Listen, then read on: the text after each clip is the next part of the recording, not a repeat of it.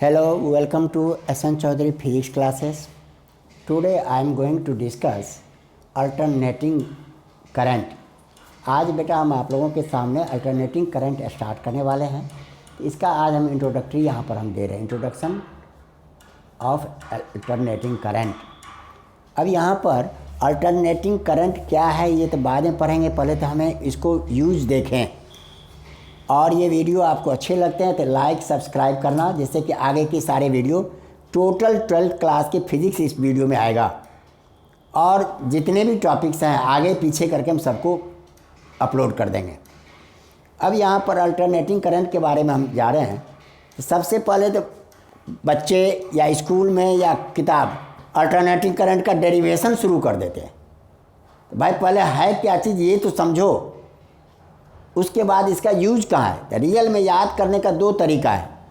एक तो आप किताब से कॉपी से कहीं से लर्न कर लिए, और एक हो गया जिसको हम एनालॉग। एनालॉग का मतलब कंपैरिजन करके लर्न करते हैं। ये कैसे लर्न होता है, क्या होता है।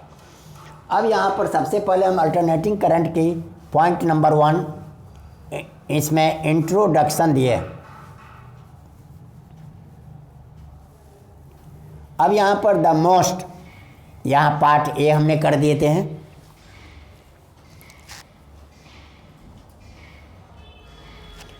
अब देखो the most of the power generated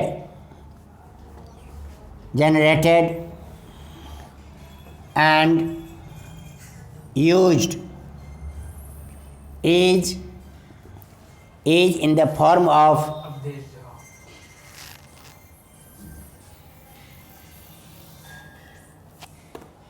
most of the power generated and used in the world is in the form of alternating current. अब देखो वर्ल्ड में जितने भी पावर यूज करते हैं, दैट इज इलेक्ट्रिक पावर, हम यूज करते हैं और जनरेट भी करते हैं, बनाते भी हैं। तो वो उसमें मोस्टली हमारा क्या हो गया, अल्टरनेटिंग करंट, ये हमारे पास आ गए। अब इसी के दूसरा इंट्रोडक्शन में देख लो, ये हम कहाँ जनरेट करते हैं, कैसे जनरेट करते हैं। तो इसकी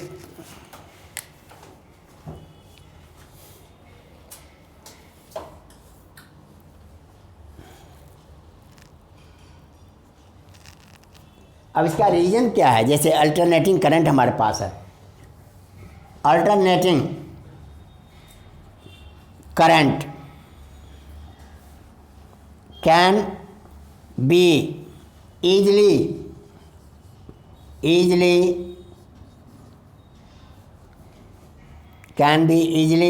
converted into one value to other value। अब इसके जैसे करंट की वैल्यू बढ़ाना है, घटाना है, तो इसको हम आराम से कन्वर्ट कर सकते हैं। Alternating current can be easily converted into one value to other value, एक वैल्यू से दूसरे वैल्यू में हम बदल सकते हैं।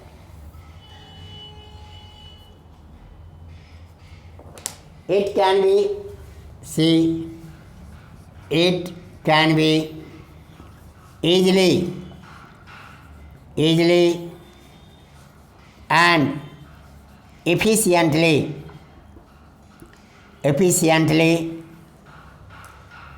transmitted या transformed। It can be easily and efficiently transformed and transmitted। इसे हम आराम से, या जिसमें transmitted from one place to other place. अब यहाँ पर देखो बेटा ये क्या है। अब जब हम जनरेटर से बनाते हैं वोल्टेज, अब हाई वोल्टेज लो वोल्टेज, हमारे पास हीटिंग इफेक्ट में क्या जानते हैं हम, सिंपली H इक्वल टू जानते हैं I स्क्वायर R T, ये जानते हैं।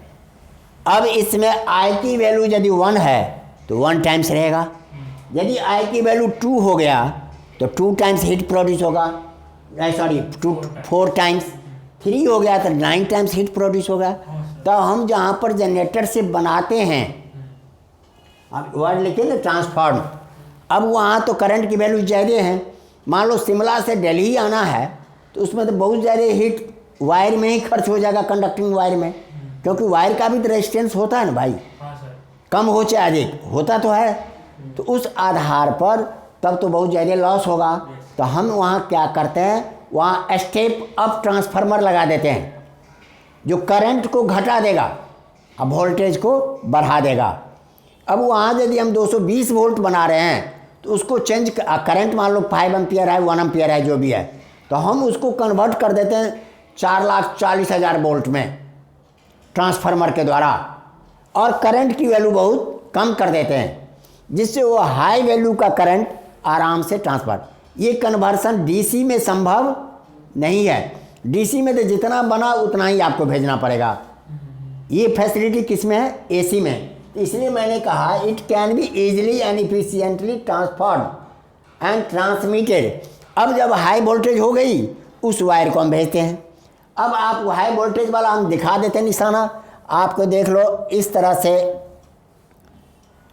से आपके लगे रहते हैं खंबे। अब इस खंबे में आपने देखा होगा ऐसे ये खंबे हैं, तो इसके ऊपर से अर्थ जाता है न्यूट्रल, ये एक वायर का हो गया, ये दूसरे वायर का हो गया, इस तरह से जो वायर चलते हैं। अब इसकी ऊंचाई अंदाज़ा कर लो, 5-6 बिल्डिंग मंजिल से ऊपर हो तो ये 4,40,000 वोल्ट का है। अब इसको इतने वोल्ट आ गया हमारे दिल्ली, इसको तो हम यूज कर नहीं सकते हैं घरों में, तो हम यहाँ पर फिर से ट्रांसफार्मर लगा के इसको घटाते हैं। तो जहाँ पर डिस्ट्रीब्यूशन सेंटर है पावर की, वहाँ ये आ जाता है, वहाँ से पहले टुकड़ा टुकड़ा करके घटा के 11,000 लाते हैं। 11,000 वोल्ट या 33,000 वोल्ट सड़कों पर पार करते हैं। अब सड़क के किनारे कोई मोहल्ला है जहाँ उनको सप्लाई देना है, तो वहाँ पर वो छोटा सा ट्रांसफार्मर स्टेप डाउन लगा देते हैं जो 11,000 या 33,000 को 220 वोल्ट में कन्वर्ट कर दे, क्योंकि इंडिया का डोमेस्टिक पावर कितना है, 220 वोल्ट। आए बात समझ में। तो वोल्टेज को हम घटा बढ़ा सकते हैं। ये फैसिलिटी किस में है, तो एसी में है। और इसी आधार पर एक जगह से दूसरे जगह ट्रांसफॉर्म कर सकते हैं, तब हम ट्रांसमिट करते हैं। जहाँ दूर भेजना है तो वोल्टेज बढ़ा दिए, उसी को फिर यूज करना है तो फिर वोल्टेज हम घटा दिए with the help of transformer. तो 2 तरह के ट्रांसफार्मर यूज हो जाते हैं, वो भी इसी चैप्टर में है। स्टेप अप वोल्टेज बढ़ाओ, स्टेप डाउन वोल्टेज घटाओ। ये आपके इसके इंट्रोडक्शन में आपने ये डाल दिया। अब इसके इंट्रोडक्शन में जैसे आप चलते हो वहाँ पर अल्टरनेटिंग करंट लिखे हैं, इंट्रोडक्शन लिखो या जैसे पॉइंट में बेसिक्स हम यहाँ आज बता रहे हैं आपको, जो समझ में आ जाए फिर आगे बढ़ो। सेकंड पॉइंट,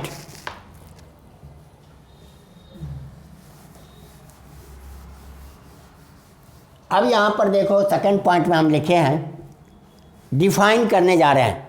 यहाँ पर हम हेडलाइन डिफिनीशन लिख देते हैं, समझ आओ गया, ये डिफिनीशन है। अब अल्टरनेटिंग करंट का डिफिनीशन हम कई तरह से दे सकते हैं, तो दोनों तरह से हम समझा देते हैं। तो पहला पॉइंट देखो, the electric current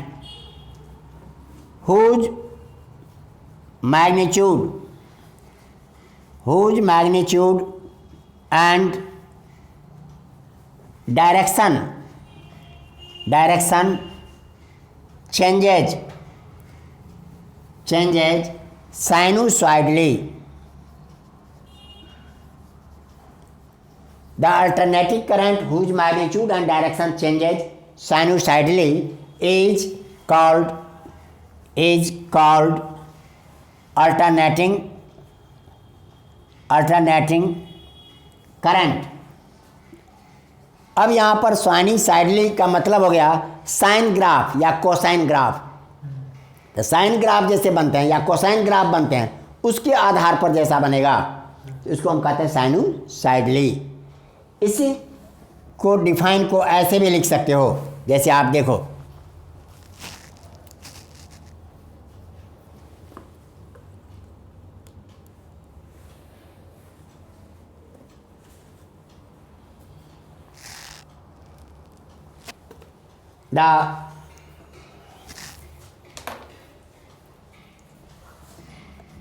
the मैग्नीट in other words, इसी को लिख लो यहाँ पर, in other words, in other words the magnitude of alternating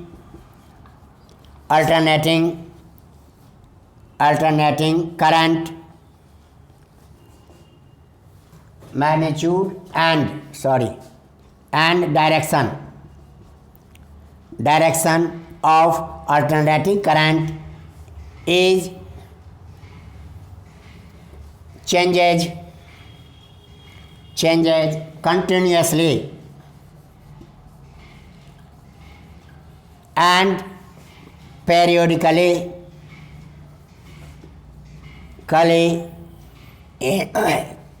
in reverse।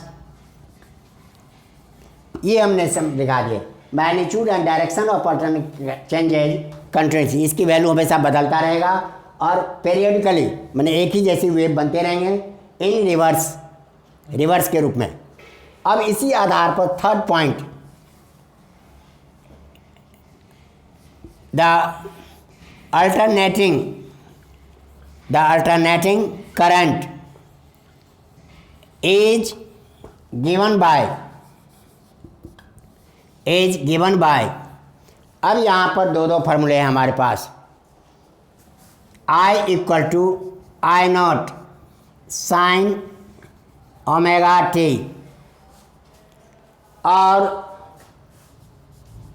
I equal to I not cos omega T. ये दोनों इससे भी हम देते हैं, इससे भी देते हैं। ये साइन का ग्राफ है, ये कोसाइन का ग्राफ है। अब इसमें ग्राफ भी हम यहीं बना देते हैं जिससे आपको फौरन ध्यान में आ जाएगा। साइन ग्राफ इस तरह से चलते हैं। अब आई नॉट हो गया, करंट बढ़ता गया और मैक्सिमम वैल्यू यहाँ पर है, यहाँ इसकी वैल्यू होगी आई नॉट। एक साइकिल में मैक्सिमम कहाँ तक जाएगा, ये मिनिमम वाला है, इसका हो गया माइनस आई नॉट।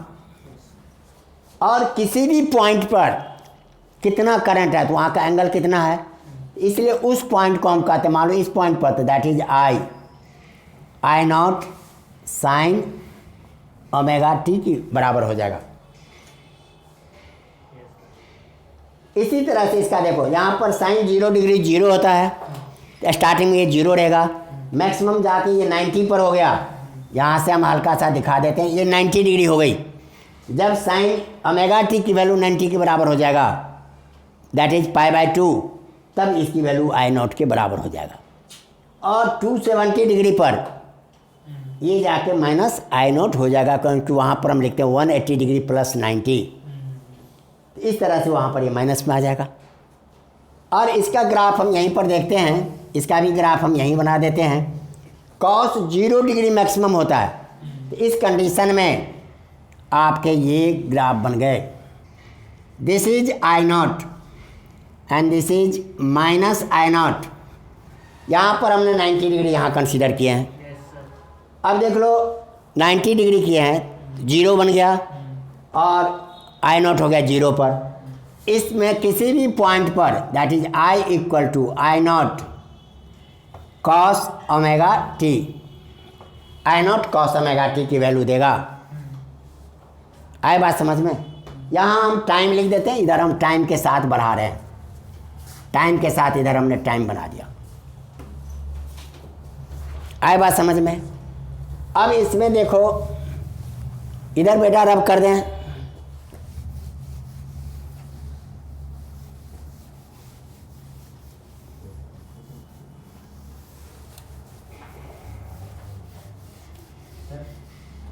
दोबारा बताना।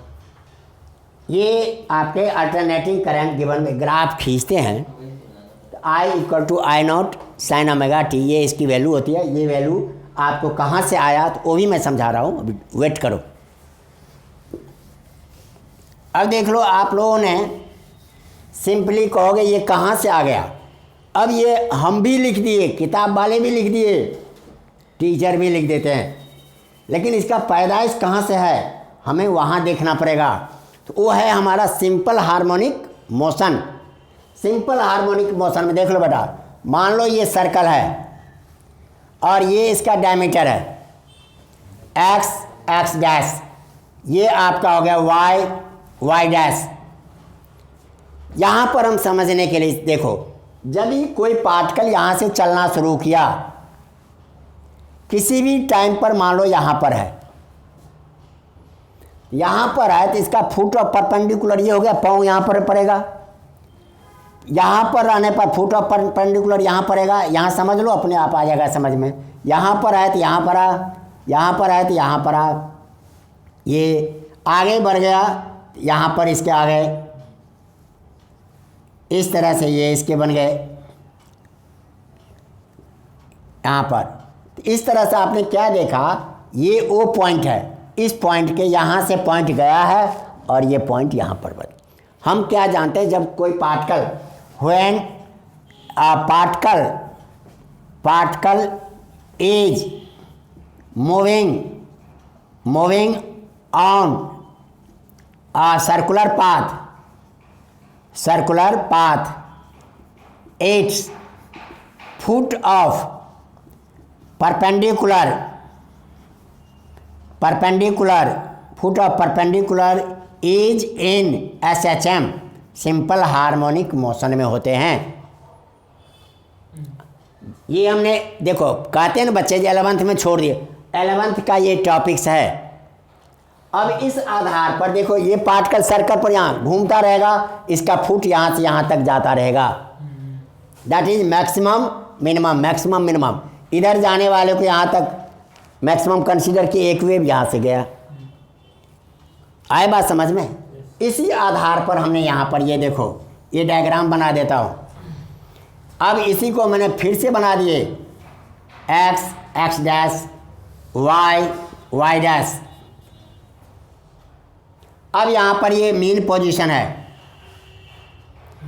पार्टिकल किसी समय यहाँ पर है, ये पी पॉइंट है हमारे पास।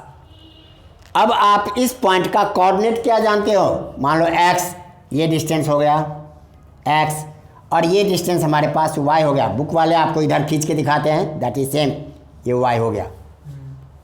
तो पार्टिकल तो अलॉन्ग एक्स एक्सिस भी चल सकता है SHM में, और वाई एक्सिस भी SHM में होगा, क्योंकि पार्टिकल के घूमने जरिए अब यहाँ से परपेंडिकुलर इस पर डालते चलेंगे तो अलॉन्ग वाई एक्सिस हो गया। अब इसके एंगल को बेटा हमने मान लो थीटा ले लिया, तो मुझे एक्स का डिस्टेंस निकालना है, वाई का डिस्टेंस निकालना है। तो अब हम जनरली क्या लिखते हैं, sine theta equal to PY/H, ये O है, ये P है, और यहाँ पर मान लो हम A लिख देते हैं, यहाँ पर मान लो हमने B लिख दिए। P/H that is PA upon OP। अब PA अपॉन OP, PA का मतलब हो गया that is OB upon OP, that is Y upon R। मान लो इसके रेडियस को हमने R मान लिया, तो R, तो क्रॉस मल्टीप्लाई करने पर क्या हो जाएगा, Y equal to R sine theta हुआ, omega equal to theta by t, तो theta equal to omega t हुआ। तो हमने क्या पुट कर दिया, y equal to R sine omega t. आगे बात समझ में? सिमिलरली यहीं पर लिख देता हूँ, सिमिलरली अल्टरनेटिंग करंट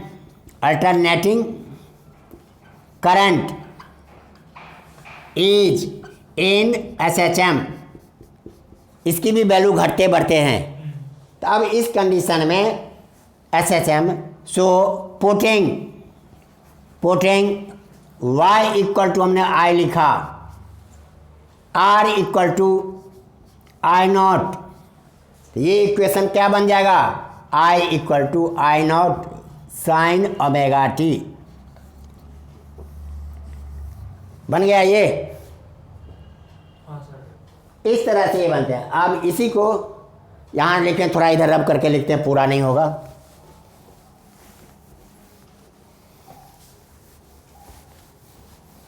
अब इसके कंडीशन पे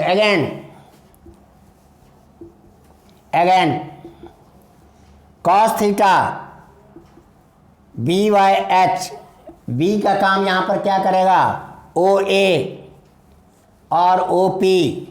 ओ ए आपका हो गया एक्स अपॉन आर, यहाँ पर क्या बन जाएगा, R X equal to R cos theta, और इस तरह से x equal to R cos omega T.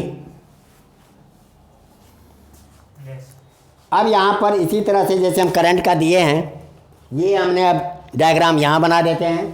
Current का यहाँ पर हमने डायग्राम नहीं दिए हैं। अब आप देख लो, ये आपके करंट के हैं, ये आपके यहाँ पर हमने कंसीडर किया, ये हमारा वैल्यू शो करता है आई नॉट को, और ये वैल्यू आपको आई को शो कर देगा। इस कंडीशन में तो मान लो इसको हमने आई लिख दिया, तो यहाँ पर इस आधार पर क्या हो जाएगा, I equal to I not cos omega T बन गया। ये आपके थीटा एंगल्स है। अब ये कैसे बना समझ में आ गया। अब ये समझ में आ गया तो इक्वेशन के बाद देखो और भी लिख चुके हैं। अब इसमें बच्चे नाम देखो किसको क्या कहते हैं।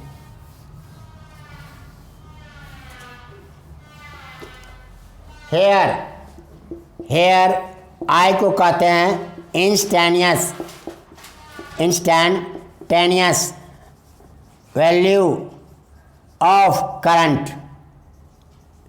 किसी भी क्षण कितना करंट है तो उस समय इसके लिए कहते हैं। आई नॉट आपके मैक्सिमम रेडियस के बराबर हो सकता था।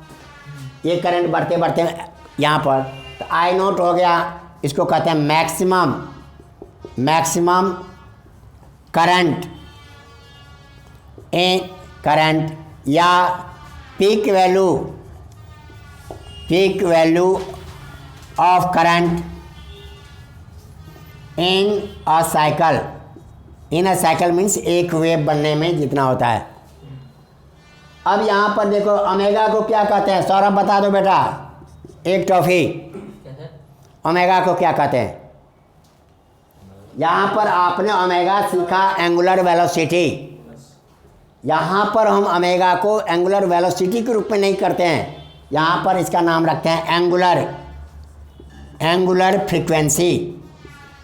यदि पेपर में कभी दे दिया एंगुलर फ्रीक्वेंसी निकालो तो that is omega. Simple frequency देगा तो कुछ और है। देख लो, अब इन्होंने टी टाइम पीरियड हो गया पूरा एक राउंड लगाने का, तो 360 डिग्री हुए, 2 पाई के बराबर हुआ, तो इसलिए क्यों लिखते हैं 2 पाई। यदि एंगल के हिसाब से पढ़ते हो तो ये हो गया इसका फॉर्मूला। यहाँ पर टी टाइम पीरियड है, इसी को हम आगे बढ़ा देते हैं 2 pi into 1/t that is 2 पाई नू। ये हमने फ्रीक्वेंसी लिख दिए। अब यहाँ पर 2 टर्म नया आ गया that is T time period that is time taken to complete one wave, one oscillation, one cycle.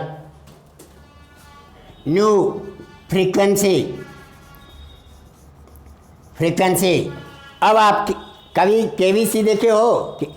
बेटा केवीसी में एक बार क्वेश्चन पूछा था, हिंदुस्तान में करंट की अल्टरनेटिंग करंट यूज होता है, उन्होंने बता दिया इसकी फ्रीक्वेंसी कितनी है इंडिया में। तो फ्रीक्वेंसी इन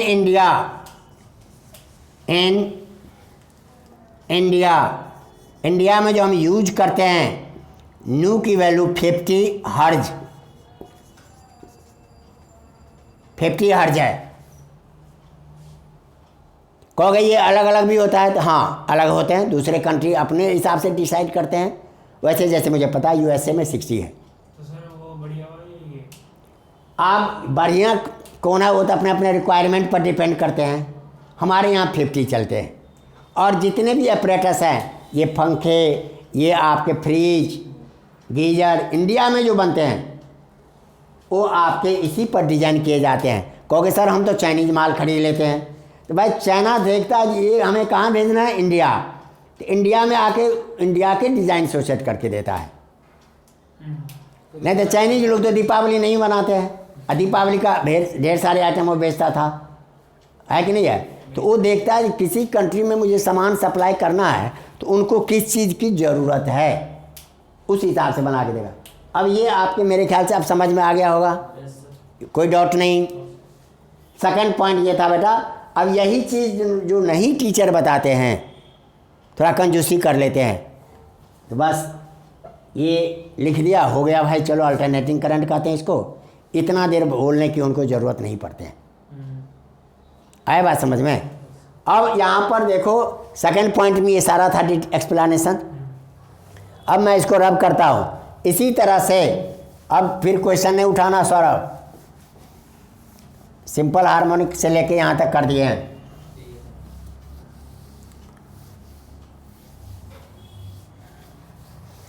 अब थर्ड पॉइंट देखो, ये अल्टरनेटिंग करंट के बारे में था इतना।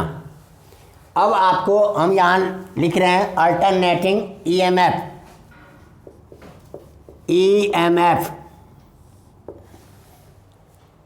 अब हेडलाइन बना दो अल्टरनेटिंग EMF थर्ड पॉइंट में।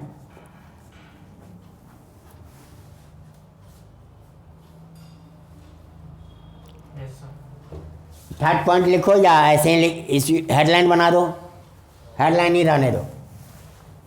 हेडलाइन बना दिया हमने अल्टरनेटिंग EMF। अब EMF इलेक्ट्रोमोटिव फोर्स के बारे में जनरली जानते हो, the energy required to send charge in the circuit, charge को भेजने का काम करता है। इसी के नाम पर इसका नाम फोर्स रखा गया। रियल में ये फोर्स नहीं है, इलेक्ट्रोमोटिव फोर्स कहते हैं, फोर्स नहीं है, ये एनर्जी है। हम बता चुके हैं DC में, ये एक फॉर्म का एनर्जी है जो काम करता है, वर्क करता है क्या, तो चार्ज को भेजता है सर्किट में। और इसलिए हम EMF equal to work done upon charge Q लिखे थे, Q0। ये EMF है। अब यहाँ अल्टरनेटिंग करंट चलते हैं, इसके आधार पर हम बता चुके हैं EMF को सीडो फोर्स भी कहते हैं, फॉल्स फोर्स। अब यदि सौरभ का नाम आज से हम नरेंद्र मोदी रख दें, स्टाम्प लगा दें, पेपर पर बना दें, तो ये तो हमारे PM नहीं ना है। हाँ, इस तरह से देखो EMF का। अब इसका पहला टॉपिक, द इलेक्ट्रिक वोल्टेज बोलो, वोल्टेज और EMF, द इलेक्ट्रिक वोल्टेज और EMF whose magnitude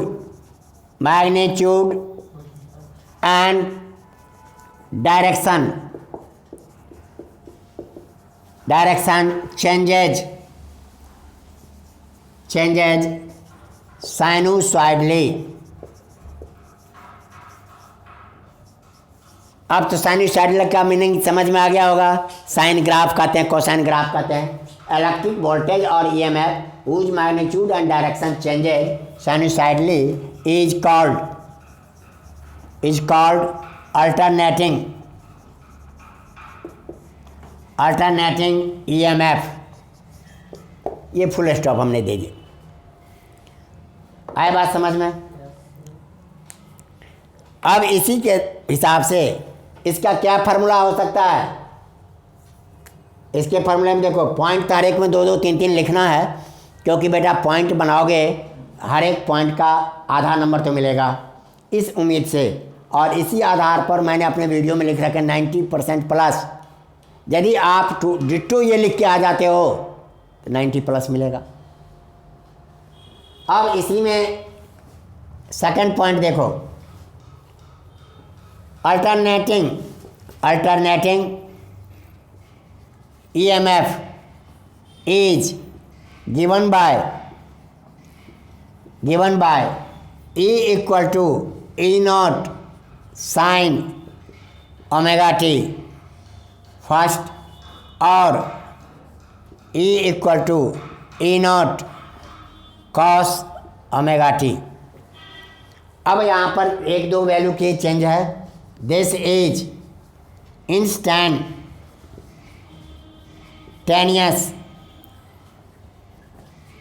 value of EMF. किसी भी समय जैसे आप टच करते हो, कभी वोल्टेज घटते बढ़ते रहते हैं, हम जानते हैं, तो टच किए उस समय जितना है instantaneous value of EMF. Second, E nought that is peak और मैक्सिमम वैल्यू ऑफ ईएमएफ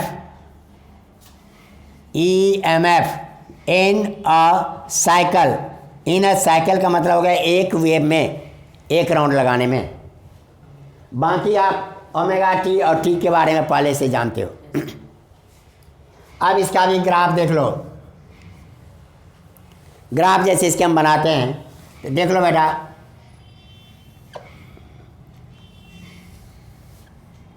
ये ग्राफ हमने बना दिए। यहाँ पर ई नॉट पीक वैल्यू 90 डिग्री पर जाके हो रहा है और यहाँ पर माइनस ई नॉट। अब किसी भी क्षण किसी भी समय ईएमएफ कितना है, that is E not sine omega T. अब यहाँ का ई नॉट का वैल्यू लिखो, ओमेगा यहाँ पर कितना ये लिखो, टी लिखो, तो वो इस जगह का ईएमएफ का वैल्यू बता देगा।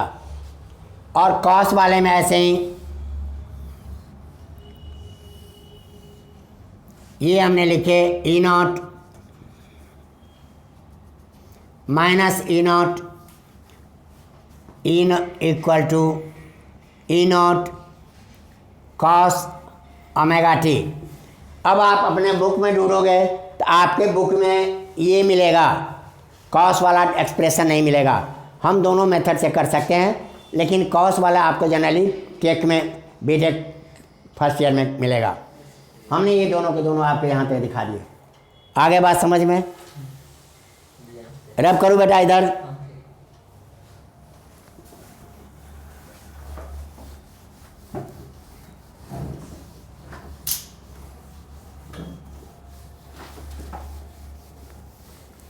वेट करो, जल्दबाजी नहीं।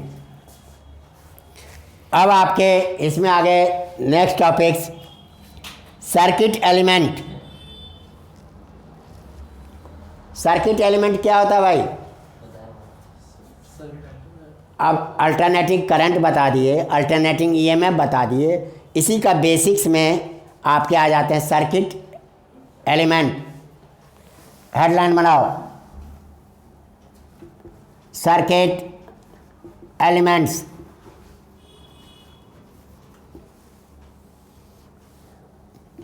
अब सर्किट एलिमेंट का मीनिंग इतना समझो, जैसे हम कहीं पावर कितना खर्च हुआ या किसके कारण खर्च हुआ, कैसे पावर हमने डिस्ट्रीब्यूट की, इस सब का काम पड़ता है।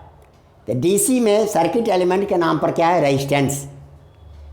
जैसे टीवी यूज करते हो डीसी पर, आप लैपटॉप यूज करते हो डीसी पर, उसमें एसी को डीसी बना के हम देते हैं, तो वहाँ पर सारा का सारा पावर का जो हम खेल है केवल रेजिस्टेंस के ऊपर डिपेंड करता है। लेकिन अल्टरनेटिंग करंट में अभी आपने पढ़ा है इलेक्ट्रोमैग्नेटिक इंडक्शन, तो आपको प्रॉब्लम हो तो वो चैप्टर भी देखना। वहाँ पर आपने सेल्फ इंडक्शन पढ़े हो, म्यूचुअल इंडक्शन पढ़े हो, यहाँ पर इसी के आधार पर ये काम करते हैं। इसलिए यहाँ पर सर्किट एलिमेंट के रूप में इंडक्टर भी हो जाते हैं। एसी में क्या हो गया? रेजिस्टेंस तो होगा ही, इंडक्टर भी होगा। और साथ साथ एसी में आपने न्यूमेरिकल बनाया होगा डीसी का, करंट इलेक्ट्रिसिटी का, तो बीच में जहाँ पर हम कैपेसिटर लगा देते हैं, तो कैपेसिटर लगाने के बाद हम कहते हैं बेटा यहाँ से करंट नहीं जाता है, इसको ब्रेक मान लो। मोटे तौर पर बच्चे को बता देते हैं, जैसे ऐसे ब्रेक है यहाँ से करंट, तो हम कहते हैं भाई इधर से करंट नहीं जाएगा।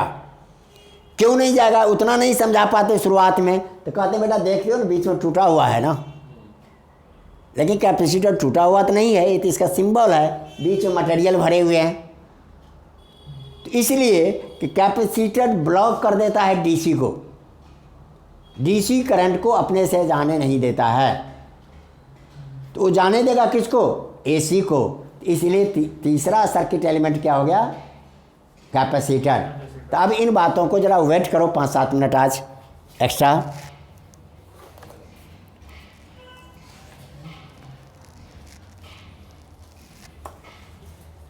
हेडलाइन दिए हैं।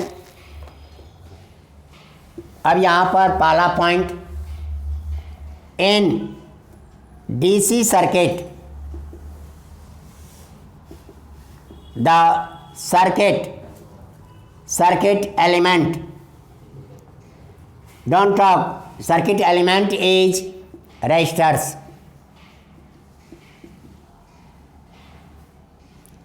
circuit element is resistors, resistor हो गया। Second point, the potential difference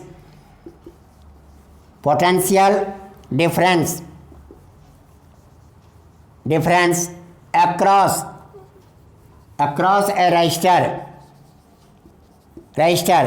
देखो बेटा मोस्टली टीचर रेजिस्टेंस लिख देते हैं, हम आपको बार बार समझाए हैं, जो एलिमेंट मुझे रेजिस्टेंस देता है उसको रजिस्टर कहते हैं। पढ़े लिखे आदमी हो, दोनों वर्ड का मीनिंग में अंतर समझो। रेजिस्टेंस उसकी प्रॉपर्टीज है, ग्रुपिंग ऑफ रेजिस्टेंस, अरे रेजिस्टेंस नहीं, ग्रुपिंग ऑफ रजिस्टर्स बोलो। इन बातों को, potential difference across resistors is given by V equal to IR। ये आपने याद किया DC के लिए। अब थर्ड में आ जाओ, AC। In AC circuit there are three circuit elements. These are पहला रजिस्टर,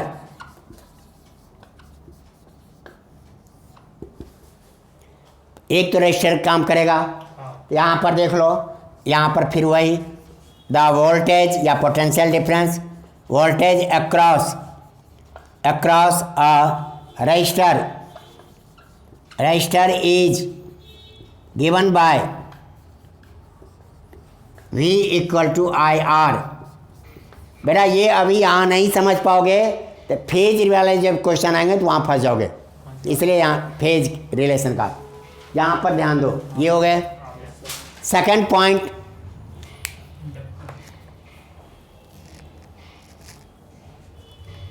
अब वहाँ स्पेस नहीं, यहाँ ले लेते हैं बेटा।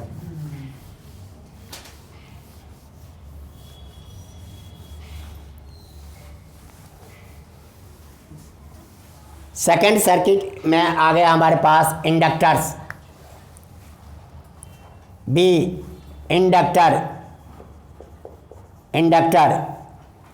ये हमारे पास 3 सर्किट एलिमेंट है, रजिस्टर्स, इंडक्टर्स। अब इसके वोल्टेज कितना होगा, द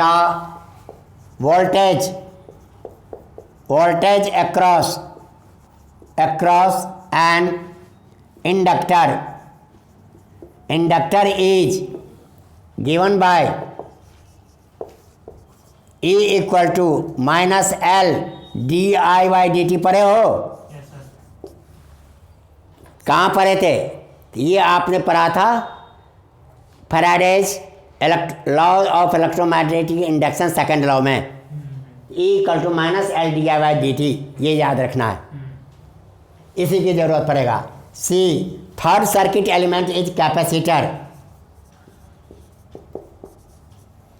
कैपेसिटर जो हम निकालते हैं, देख लो।